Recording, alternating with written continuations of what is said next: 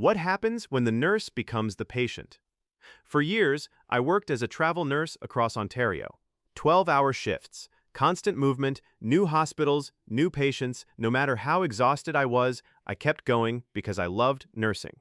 But after my first relapse with multiple sclerosis, everything changed.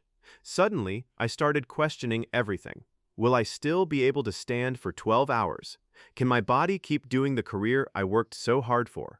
Am I pushing myself too far? And during relapses, I can't help but think about my future, my son, and whether life will ever feel normal again.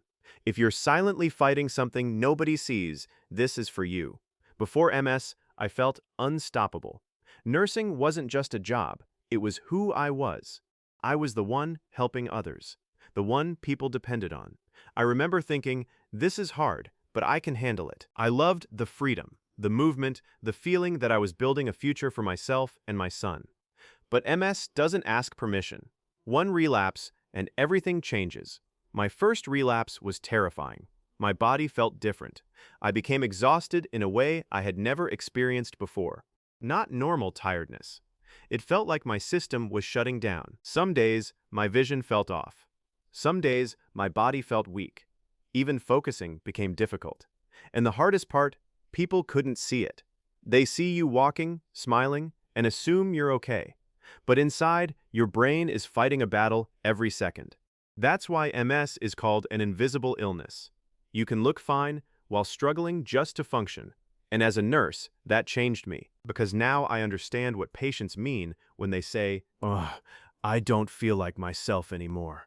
People talk about the physical symptoms of MS, the fatigue, the weakness, but not enough people talk about the mental side.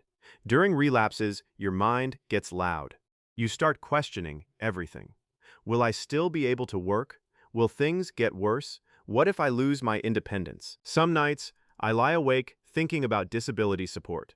Not because I want to stop working, but because I'm scared.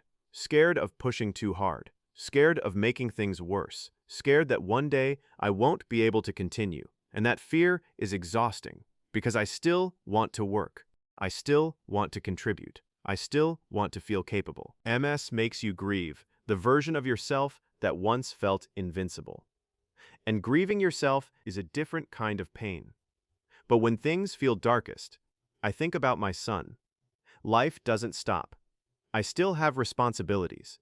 I still need to provide. I still want him to feel safe, loved, and supported. And yes, that responsibility can feel heavy. There are moments I'm afraid of the future. What if my condition gets worse? What if I can't work the same way? As a parent, those thoughts hit deeper, because it's not just about you anymore. But at the same time, my son is my motivation. He's the reason I keep going, the reason I keep trying, the reason I keep building, even with uncertainty. MS has taught me something I never expected, what strength really means. Before, strength meant pushing through exhaustion. Now, strength means listening to my body, resting without guilt, protecting my health, finding balance. Because you can't pour from an empty cup. That doesn't mean giving up. It means learning to move forward differently. Maybe my path will change. Maybe I'll need support. But that doesn't erase my value. MS may change the journey, but it doesn't erase who I am. If you're struggling right now, I want you to hear this. You are not weak for being afraid. You are not lazy for needing rest. And you are not a failure because your body changed. Living with MS takes strength most people will never understand. Some days, just getting through the day is a victory. And even though I still have fears, I'm choosing to believe life isn't over. It's just different now. I still want to work. I still want to help people. I still want to build memories with my son. I still want to live. And maybe that's what resilience really is. Not pretending you're okay, but continuing forward even when life feels uncertain. If this connected with you, share your story. And if you know someone fighting an invisible battle, send this to them. Because sometimes the strongest people are the ones fighting battles nobody else can see.